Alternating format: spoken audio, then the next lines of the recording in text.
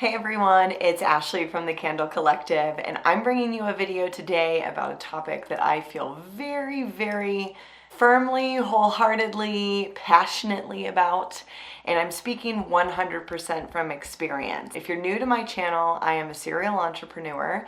I make videos based on marketing and business and all the tips and tricks that I have for you guys, but also applying it to real life, because what I've been doing for the last year and a half is starting, launching, and maintaining my own candle business. I have a lot to say, and I really applied a lot of my experience with my worlds of marketing before releasing my own candle business to the world, and I wanted to share a bit about this today because it's a question that comes up a lot in my 30 for 30s, and it's all around how do I find someone to hire to manage my social media?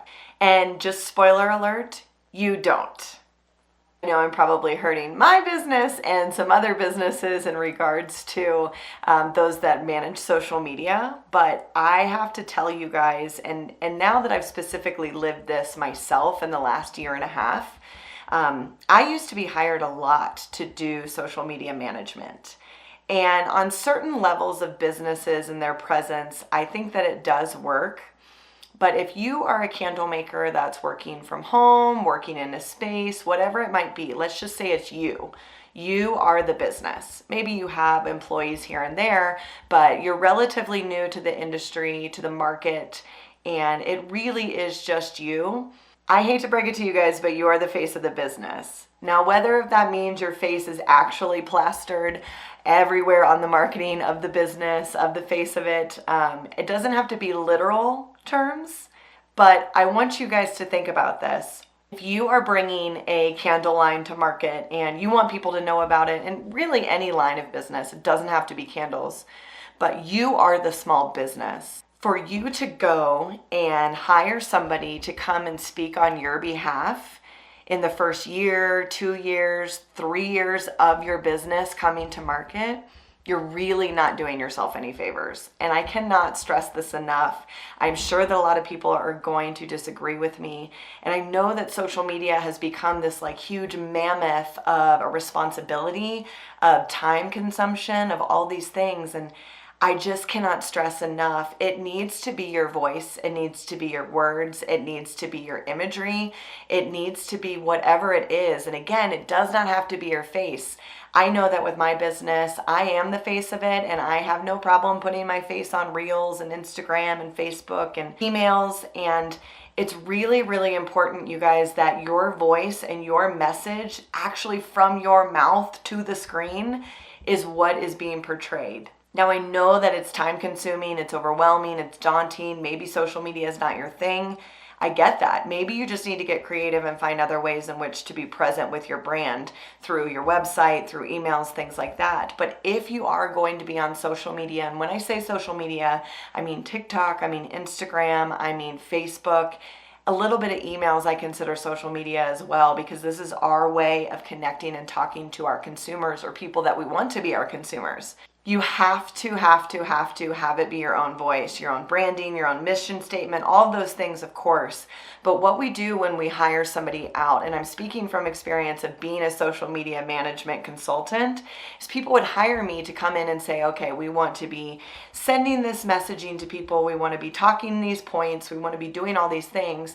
Then my job would be to go and find the imagery that makes sense with that. Maybe it's from the product photography that you guys have as a brand, maybe it's from something else. But my job would be to go in and robotically schedule and place where I want these marketing messages to go.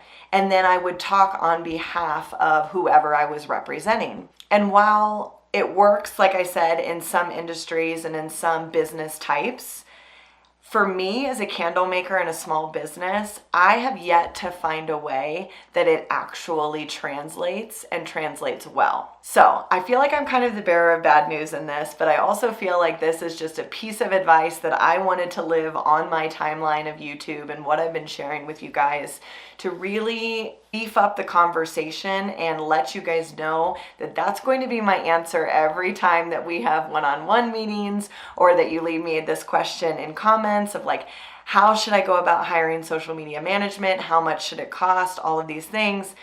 There's obviously a plethora of information out there, and I'm certain that there's other people that would feel differently, but living this world for the last year and a half and living the world before in the marketing management shoes that I was in, I just don't see a way that it makes total sense for a small business getting started, introducing themselves, to not have that powerful voice of the owner, of the leader, of the person whose voice is going to be behind that brand. So if you guys have more questions about this, definitely leave it in the comments below.